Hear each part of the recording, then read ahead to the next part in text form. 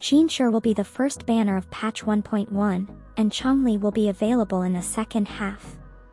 Both Jinhsi and Changli look incredible, so I want to cover their kits based on the info we have so far.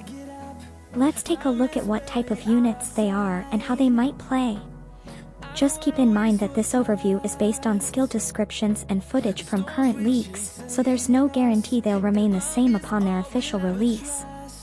For those of you who hate story spoilers, rest assured that this video will stick to character spoilers and will not include anything about the story.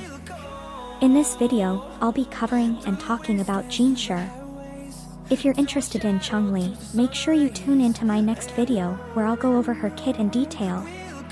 Jinhsi, our beloved magistrate of Jinhsi, will be a playable spectral broadsword unit released with the 1.1 patch scheduled for June 28, 2024.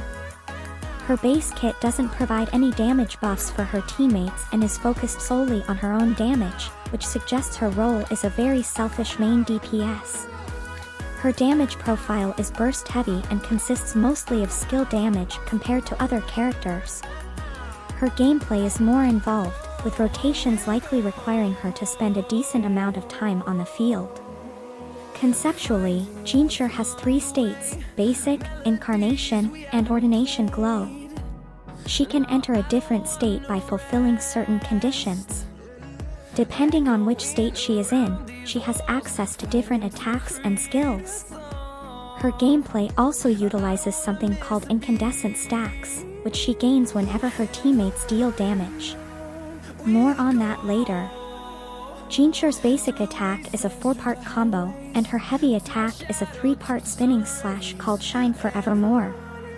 The mid-air attack is a plunging attack that starts and ends with a flip. Jinhsi's skill has 4 variations and upgrades as you perform basic attack chains in her various states. Her base skill, Trailing Lights of Aeons, dashes her forward and deals damage to enemies. Awakening using her 4th basic attack or intro skill grants her a new skill, Overflowing Radiance, for 5 seconds. Using this skill will activate her 2nd state, Incarnation. The Incarnation state lasts for 10 seconds and grants Jinhsi access to her 3rd skill, Crescent Divinity, and enhances all her basic attacks. Performing 4 basic attacks in her Incarnation state will allow her to enter her final state, Ordination Glow. This state lasts for 5 seconds and replaces all her basic attacks with enhanced heavy attacks from the Incarnation state. More importantly, it grants Jinhsi access to her 4th and final skill, Luminous Epiphany, which consumes all incandescent stacks and deals extra damage per stack consumed. If you recall, incandescent stacks are the stacks Jinhsi gains when her teammates deal damage. Stacks can be accumulated at a maximum rate of 1 stack every 3 seconds, with damage from the same element sharing the same internal cooldown. In other words, you can accumulate incandescent stacks quicker if you use teammates that have different types of elemental damage. Jinhsi can also reduce this cooldown to 1 stack every second for 20 seconds after using her outro skill. Jinhsi's ultimate, Resonance Liberation, is a straightforward nuke that deals a ton of damage and can be cast mid-air. It's worth noting that her ulti has a very high cost, so it might be difficult to ulti every cycle. Putting it all together, her basic on-field rotation will likely look something like this: intro skill, 2 skills, 3 basic attacks, 4 skills, with possibly some heavy attacks before the final skill for some energy if you're close to your ulti. Remember to use your skill 3 before your 4th basic attack in her Incarnation state, as she'll automatically move on to the Ordination Glow state after her basic attack 4. If you don't have her intro skill at the start, you'll still perform the same rotation but would use skill 1 and a basic attack combo before activating skill 2. That'll look something like this: skill 1, basic attack 4, skill 2, skill 3, basic attack 4, and ending with skill 4. Finally, if you have her ulti available, it might be easiest to use it at the beginning or end of a rotation so it doesn't interfere with it. However, you can use it whenever you're comfortable since it doesn't really interact with her kit. All of her sequences are impressive additions to her damage, but her second sequence seems to be the sweet spot for those who want to invest more into her but aren't planning to max her out at S6.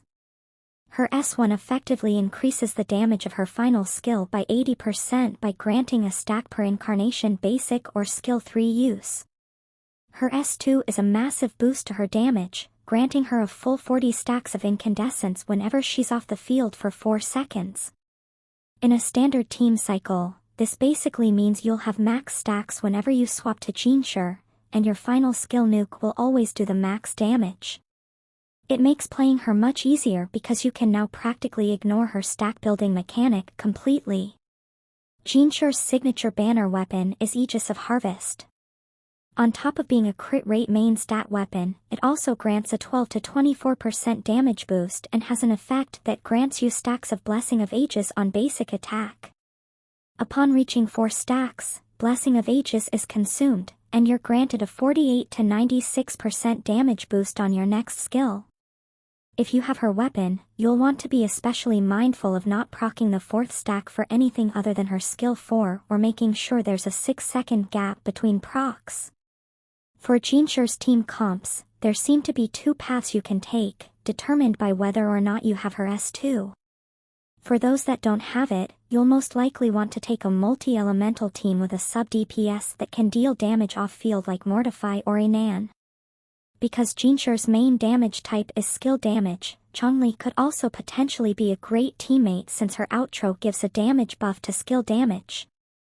S2 enjoyers have more flexibility because they no longer need to consider incandescent stack generation. Mono-elemental teams become more viable, and units that can buff Spectro damage, such as Spectra over S6 and Marina S4, might become Jinhsi's best teammates. Keep in mind that these are just some teammates that have potential synergies with Jinhsi, and due to multiple factors, we won't know for sure what her best teams will be until she's actually released.